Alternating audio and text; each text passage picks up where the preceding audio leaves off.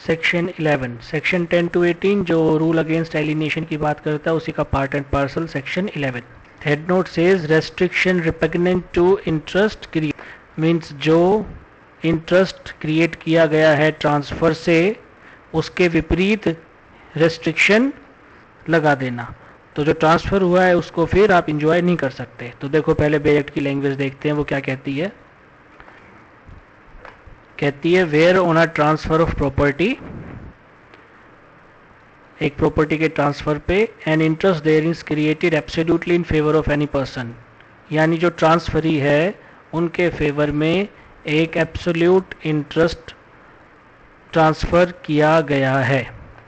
लेकिन जो conditions, terms and conditions है ट्रांसफर में, वो कहती है कि जो ट्रांसफरी है जिनके पास एब्सोल्यूट ट्रांसफर्ड एब्सोल्यूट इंटरेस्ट गया है वो उस प्रॉपर्टी को एक पर्टिकुलर तरीके से ही यूज कर सकते हैं या एंजॉय कर सकते हैं।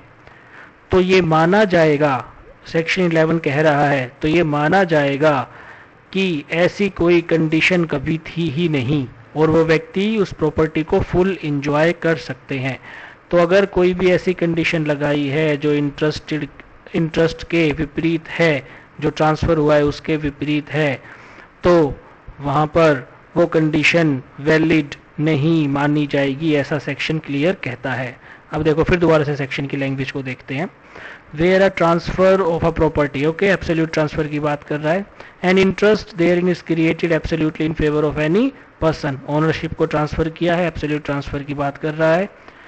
But terms of the property direct that such interest shall be applied और enjoyed by him in a particular manner, meaning thereby property to be use for agriculture purpose only. For example, किसी एक particular तरीके से ही use किया जाएगा, enjoy किया जाएगा, कि सिर्फ उसको एग्रीकल्चर पर्पज से यूज करोगे, कभी कमर्शियल पर्पज से यूज नहीं कर पाओगे या रेजिडेंशियल पर्पज से यूज नहीं करोगे, या प्रॉपर्टी को सिर्फ आप वीट उगाने के लिए, वीट ग्रो करने के लिए यूज करोगे। तो जो ऐसी कंडीशन है ये माना जाएगा कि ये कंडीशंस कोवेनेंट्स वॉइड है और ये एनफोर्स नहीं हो सकते। Okay, he shall be entitled to receive and dispose of such interest as if there were no such direction। तो ये जो ही है ये ही है ट्रांसफरी, तो ट्रांसफरी एंटाइटल्ड है रिसीव और डिस्पोज करने के लिए प्रॉपर्टी को इस तरीके से जैसे कि कभी ये टर्म्स कंडीशन उसमें लगी ही नहीं थी, ऑटोमेटिक ही वॉइड हो जाएंगी। अब देखो इसमें केस हुआ the women national education society versus Mangalore theosophical society. क्या हुआ इस केस में, जो पी थे उन्होंने ट्रांसफर करी बिल्डिंग डी को और कंडीशन लगाई कि जो डी है वो पी के 5 नॉमिनी को अपनी मैनेजमेंट में रखेंगे। पी ने प्रॉपर्टी कर दी ट्रांसफर डी को और ये कहा कि डी जो मैनेजमेंट रखेंगे, जो मैनेजमेंट बनाएंगे, वो 5 नॉमिनी पी के रखेंगे। डी ने शुरुआती दौर में तो 5 नॉमिनी रखे लेकिन उसके बाद मना कर दिया, तो पी ने केस कर दिया डी के ऊपर। तो कोर्ट ने कहा कि ये कंडीशन वॉयलेट करती है सेक्शन 11 को, ठीक है, तो ये सूट ही वैलिड नहीं है, ये ट्रांसफरी के यानी डी के इंजॉयमेंट को रेस्ट्रिक्ट करता है और कोवेनेंट यानी कंडीशन लगाता है कि सिर्फ आप पर्टिकुलर वे में ही प्रॉपर्टी को एंजॉय कर सकते हो, मतलब आप उस मैनेजमेंट में 5 नॉमिनी इनके रखोगे। अब जो मैनेजमेंट होगी तो ही तो प्रॉपर्टी चलेगी, मैनेजमेंट ही उस प्रॉपर्टी को, उस चीज को मैनेज करेगी। यहाँ पर इन्होंने एक कॉलेज एजुकेशन इंस्टीट्यूट को ये चला रहे थे, तो कोर्ट ने मना कर दिया। लेकिन देखो जो पायस विशेष होती है उनमें कोई लायबिलिटी नहीं होती। जैसे डोनर ने कोवेनेंट रखा, डोनर ने कंडीशन लगाई कि जो डोनी है वो सर्विसेज रेंडर करेगा डोनर को सर्विसेज देगा और उसके फ्यूनरल के लिए, उसके क्रियाक्रम के लिए पैसा पे करेगा। अगर डोनी ऐसी कंडीशन को पूरा नहीं करता है तो गिफ्ट रिवोक नहीं होगा, भले ही कंडीशन लगाई हो, गिफ्ट रिवोक नहीं होगा। पायस विशेष ऑफ डोनर। नाउ अगर donor keeps the profit or earning from property to himself, then this would be a valid covenant because यहाँ पर absolute transfer, absolute deed नहीं हुई है। अब जो सेकंड पैरा है सेक्शन 11 का, ये देखो, सही such direction has been made in respect of one piece of immovable property for the purpose of securing the beneficial enjoyment of another piece of the property। देखो अभी इसको इलस्ट्रेशन के साथ बताते हैं। हाईवे रोड और ये है प्रॉपर्टी। ये पूरी प्रॉपर्टी अभी एक ही है, पूरी प्रॉपर्टी, ये कोई बाइफर्केशन नहीं है। तीनों तरफ से प्रॉपर्टी कवर्ड है, किसी तरफ घर है, किसी तरफ कोई रेलवे ट्रैक है या कोई भी चीज़ है जिसकी वजह से प्रॉपर्टी कवर है, और सिर्फ ये इसका हाईवे या रोड इधर से फेसिंग है। ये पूरी एक ही प्रॉपर्टी है। ए ने ये वाला हिस्सा तो रखा अपने पास, और जो ये वाला हिस्सा है ये बी को सेल कर दिया, लेकिन इसके ऊपर उसने कंडीशन लगाई है, कोवेनेंट लगाई है, रेस्ट्रिक्शन लगाई है कि जो ये है रास्ता, ये जगह है, जो ये 10 फीट की जगह है, मान लो ये जो 10 फीट की जगह है ये आपको खाली छोड़नी है मेरे रास्ते के लिए। ए कहाँ से निकलेगा? अगर ए को निकलना है तो कहाँ से निकलेगा? वो यहाँ से निकलेगा। तो यही जो प्रोविजो है सेक्शन 11 का, ये कहता है, कह रहा है वेयर एनी सच डायरेक्शन, मतलब जो कंडीशन लगाई है जिसको भी सेक्शन 11 के पैरा 1 में वॉइड कहा गया है, वैसी कंडीशन की बात कर रहा है। ये भी कंडीशन लगा रहा है, पर्टिकुलर तरीके से बता रहा है कि तुम इस प्रॉपर्टी को एंजॉय करोगे इसी तरीके से कि तुम्हें यहाँ से रास्ता मेरे लिए छोड़ना है। तो कह रहा है where any such direction has been made in respect of one piece of immovable property, means this is the one piece of immovable property, यहाँ पर रेस्ट्रिक्शन लगाई है। For the purpose of securing the beneficial enjoyment of another piece of such property, यानी जो ए के पास से property लग गई है, रह गई है, इसको एंजॉय करने के लिए उसने इस वाले पार्ट पे कंडीशन लगा दी। तो क्या कहता है? Nothing in this section shall be deemed to affect any right. तो सेक्शन 11 जो है वो ऐसे राइट को अफेक्ट नहीं करेगा, ऐसे राइट को अफेक्ट नहीं करेगा, ऐसा राइट वैलिड रहेगा। Which the transferor may have to enforce such direction और एनी रेमेडी। तो अगर बी नहीं मानता है तो ए इसको एनफोर्स करवा सकता है और रेमेडी भी क्लेम कर सकता है। तो सेक्शन 11 ऐसी कंडीशंस को अलाउ करता है, लेकिन ये ध्यान रहे सेक्शन 11 सिर्फ ट्रांसफरी को ही कवर कर रहा है। अगर मान लो बी ने प्रॉपर्टी सी को बेच दी और सी ने डी को बेच दी तो ये सब्सिक्वेंट ट्रांसफरी हो गए, सी भी सब्सिक्वेंट ट्रांसफरी हो गया, बी भी। अगर बी ने प्रॉपर्टी सी को सेल कर दी,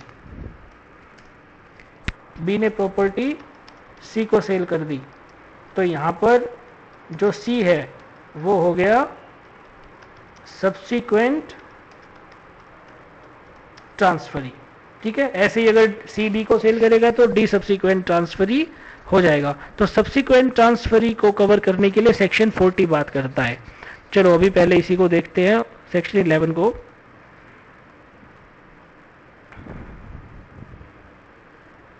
और टल्क वर्सेस मोक्जे का केस हुआ था 1848 में, इंग्लिश केस है, उसकी बदौलत ही इस सेकंड पैरा को रखा गया। और सेक्शन 40 में भी इसी की रीजनिंग आती है जो भी हम कवर करेंगे। वेयर ट्रांसफरर में impose condition restricting enjoyment of land if such restriction is for enjoyment of adjoining property transferor, जो भी हमने यहाँ पर एग्जाम्पल देखा है इसकी ही बात कर रहा है ये। तो भी आगे चलते हैं। One transfer can put covenant for the enjoyment benefit of his property and not for the benefit of third person. Property वहां पर ध्यान रखना एक ही है, वो पूरी प्रॉपर्टी, किसी और की प्रॉपर्टी नहीं है। अब एक अफर्मेटिव कोवेनेंट होता है और एक नेगेटिव कोवेनेंट होता है, वो यहां से रीड करोगे तो क्लियर हो जाएगा, वीडियो पॉज करके आगे भी इसका जिक्र आएगा, वहां ब्रीफली में बता दूंगा। फॉर एग्जाम्पल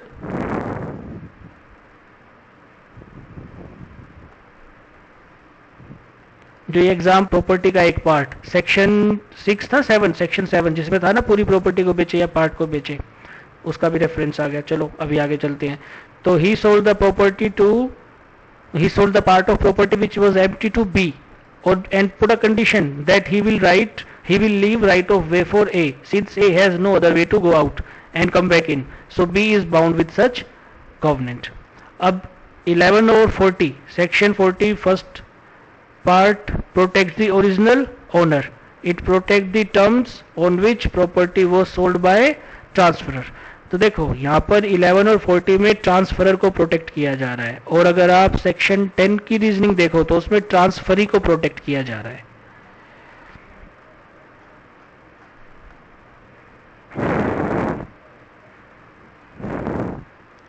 अब ये इलस्ट्रेशन पढ़ोगे तो वही चीज सामने आएगी जो भी हम केस में करेंगे, पॉज करके रीड करोगे, same thing.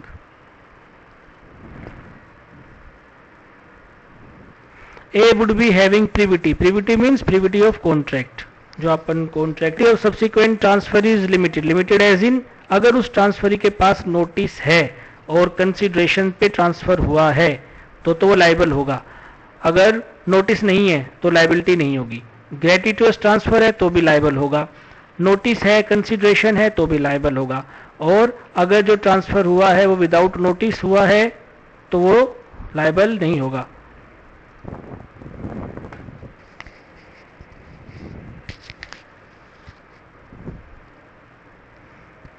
Meaning their property पे लगी हुई है तो वो उसके लिए बाउंड होगा, और अगर ग्रेटिट्यूअस ट्रांसफर हुआ है तो भी वो बाउंड होगा। लेकिन अगर उसने पेमेंट की है, कंसिडरेशन है और उसको नोटिस भी नहीं है कि ऐसी कोई कंडीशन लगी हुई है, तो जो ट्रांसफरी है वो लायबल नहीं होगा। अब देखो टल्क वर्सेस मोगजे में क्या हुआ था। टल्क के पास काफी सारी प्रॉपर्टी थी, उसी में से उसने एक, फिर बी ने वो प्रॉपर्टी बेच दिया टल्क ने परचेजर को, और कंडीशन लगा दी कि यहां पर कंस्ट्रक्शन नहीं करना है, not build on the property, keep the area uncovered with buildings, यहां पर कोई कंस्ट्रक्शन नहीं करनी, ये ओपन एरिया छोड़ना है। परचेजर ने बी को बेच दी, बी ने सी को बेच दी, ऐसे करते करते मोगजे के पास प्रॉपर्टी पहुंची। मोगजे को पता था कि कंडीशन क्या है, लेकिन उसने बोला कि मैं इस कंडीशन को नहीं मानूंगा, मैं तो यह कंस्ट्रक्शन करूंगा। मैटर कोर्ट में गया तो टल्क ने, अब देखो टल्क ने किसके ऊपर केस किया, मोगजे के ऊपर, जबकि वो सब्सिक्वेंट ट्रांसफर ही है। यहाँ पे टल्क और परचेजर के बीच में हुआ था ओरिजिनल कॉन्ट्रैक्ट, और परचेजर ने बेच दी प्रॉपर्टी किसी और को, उसने बेची किसी और को, और जब पहुंची मोगजे के पास तो प्रीविटी वाला भी यहाँ पर ध्यान रख सकते हो। अब क्वेश्चन ये आया कि जो कोवेनेंट है वो run, can covenant run with the land and bind the future owner, तो कोर्ट ने कहा कि हाँ ऐसा हो सकता है। क्यों? क्योंकि मोगजे को उस कंडीशन का पता था। Covenant had been intended to run with land and all subsequent purchaser had been informed of his existence, मोगजे को भी पता था, और जो ये बात है कि कॉन्ट्रैक्ट जो डील है वो मोगजे के बीच में और टल्क के बीच में नहीं है, उसको नहीं माना जाएगा।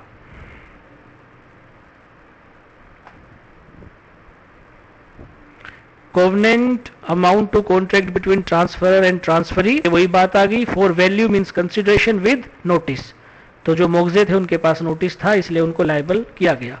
अब इसके बाद एक और केस आया, Haywood versus Brunswick permanent benefit building society का केस 1881 में। इसमें क्या हुआ, ए ने प्रॉपर्टी बी को भेजी और बी को सोल्ड की और उसके ऊपर कोवेनेंट लगाया कि बी उसके एग्जीक्यूटर, एडमिनिस्ट्रेटर, असाइनी जो हैं वो ए को कुछ अमाउंट पे करते रहेंगे और प्रॉपर्टी को मेंटेन रखेंगे, और जब जब जरूरत पड़ेगी उसको रिबिल्ड करेंगे।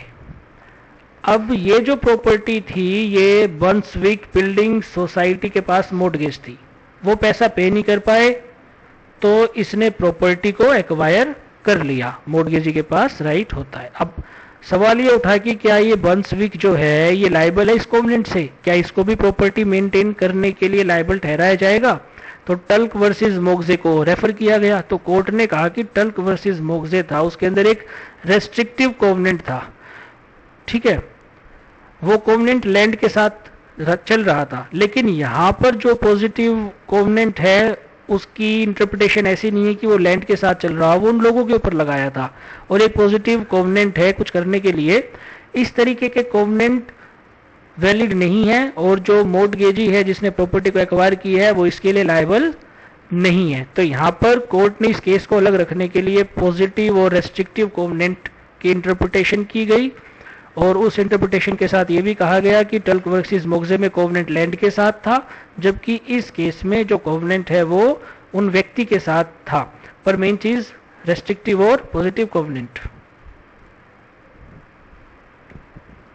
अब कोवेनेंट हो सकते हैं personal, positive, restrictive. Personal means जो व्यक्ति विशेष के ऊपर ही अप्लाई होते हैं। फॉर एग्जांपल ले अपनी बता रहे हैं कि बी उनके सन को ट्यूशन पढ़ाएंगे, अब बी ने ये प्रॉपर्टी सी को सेल कर दी तो ये कंडीशन सी के पास नहीं जाएगी और कंडीशन खत्म हो गई, क्योंकि जब तक प्रॉपर्टी बी के पास थी उसको ट्यूशन पढ़ाना था। Personal covenant.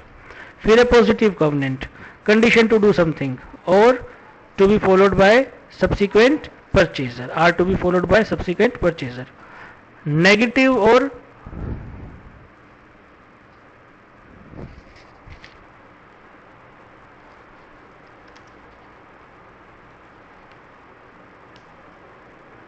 Something are to be followed by subsequent purchaser. तो ये वही केस है जो मैंने आपको बताया था और ये पैरा 2 है। सेक्शन 12 आगे हम बाद में करेंगे। Hope it is clear to you.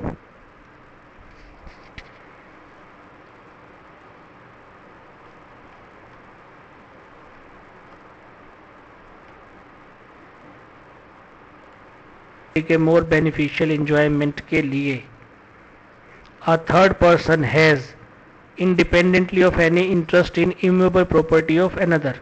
ये थर्ड पर्सन है अब ए, और कौन सी इमूवेबल प्रॉपर्टी है जिनमें इनका इंटरेस्ट नहीं है, जो इन्होंने बी को बेच दी इस प्रॉपर्टी के लिए।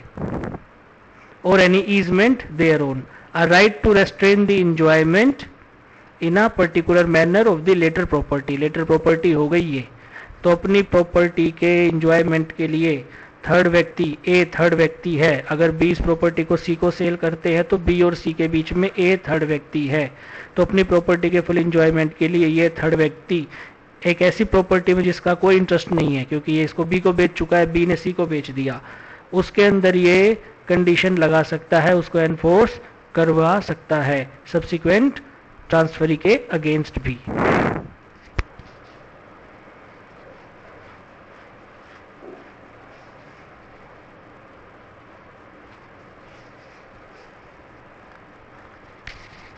Such right may be enforced again transferee with notice। ये जो मैंने आपको बताया था कि अगर उसको नोटिस है, उसको पता है कि ऐसी कंडीशन लग रही है, तो वो उस पर बाउंड होगा। लेकिन अगर उसको नोटिस नहीं है और उसने कंसिडरेशन पैसा पे किया है और उसको नोटिस नहीं है, तो फिर वो उसके अगेंस्ट कंडीशन अप्लाई नहीं होगी।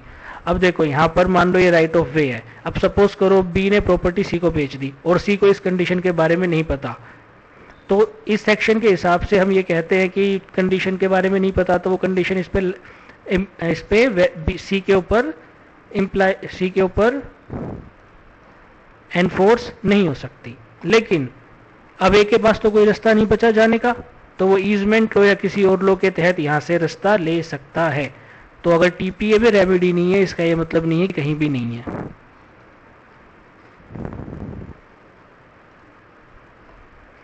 इसी तरीके से जो सेकंड पैराग्राफ है वो बात कर रहा है, देखो फर्स्ट पैराग्राफ बात कर रहा है राइट की, ठीक है। The where a third person is entitled to the benefit of an obligation arising out of contract. किसी कॉन्ट्रैक्ट से कोई ऑब्लिगेशन आ रही है, बी और सी के बीच में है, ए को उससे बेनिफिट है, and annex to the ownership of immovable property, okay, but not amounting to interest और ईजमेंट। इंटरेस्ट और ईजमेंट को यहाँ पर कवर कर लिया फर्स्ट पैराग्राफ में, तो उसे हटा दिया। तो यहाँ पर सिर्फ प्योर उन्होंने एक कॉन्ट्रैक्ट रखा है कि कॉन्ट्रैक्ट की ऑब्लिगेशन है बी और सी के बीच में, ए को फायदा मिल रहा है। कैसे होगा वो, इसके लिए इलस्ट्रेशन देखो। ए ने कॉन्ट्रैक्ट किया बी के साथ कि अपनी प्रॉपर्टी जो है सुल्तानपुर वो बी को सेल करेगा। अब ये कॉन्ट्रैक्ट की डील अभी इनकी चल रही है, रजिस्ट्री वगैरह नहीं हुई है। इसके चलते चलते ही while this contract is still in force, जो A है वो सुल्तानपुर को सी को बेच देता है बी की बजाय, ठीक है। अब सी को पता है कि बी के साथ इसका कॉन्ट्रैक्ट है, तो जो बी है, बी के जो कॉन्ट्रैक्ट से राइट हो रहे हैं वो सी के अगेंस्ट एनफोर्स कर सकता है, ठीक उसी तरीके से जैसे वो ए के अगेंस्ट एनफोर्स करता, ठीक है। तो ये सेकंड पैरा देखो, वेयर अ थर्ड पर्सन, अब यहाँ पर थर्ड पर्सन हो गया जो ये है आपका बी, क्योंकि ए ने सी को प्रॉपर्टी सेल कर दी, ठीक है। तो B entitle to benefit of an obligation arising out of contract, A और बी के बीच में जो कॉन्ट्रैक्ट है उस ऑब्लिगेशन से इसको कोई बेनिफिट होना है, and annex to the ownership of immovable property जो कि है सुल्तानपुर, ठीक है। तो ऐसे ऑब्लिगेशन को एनफोर्स करवाया जा सकता है, और फिर वही कंसिडरेशन और विदाउट नोटिस वाली कंडीशन और विद नोटिस और ग्रेटिट्यूस। देखो ग्रेटिट्यूस का मतलब होता है कि फ्री में उसको प्रॉपर्टी मिल रही है, कुछ पैसा पे नहीं कर रहा, तो फ्री में मिल रही है तो लायबिलिटी भी ले लो भैया साथ में, और पे कर रहे हो और नोटिस नहीं है तो एंजॉय करो अपनी प्रॉपर्टी को। लेकिन अगेन वही, अगर टीपीए में आपको टीपीए में रेमेडी नहीं मिल रही, इसका ये मतलब नहीं कि कहीं भी नहीं मिलेगी, दूसरे लोग अगर अलाउ करते हैं तो वहां पर रेमेडी मिलेगी। Hope this is clear. If there is any question query, you may post that in the comment section. Thank you.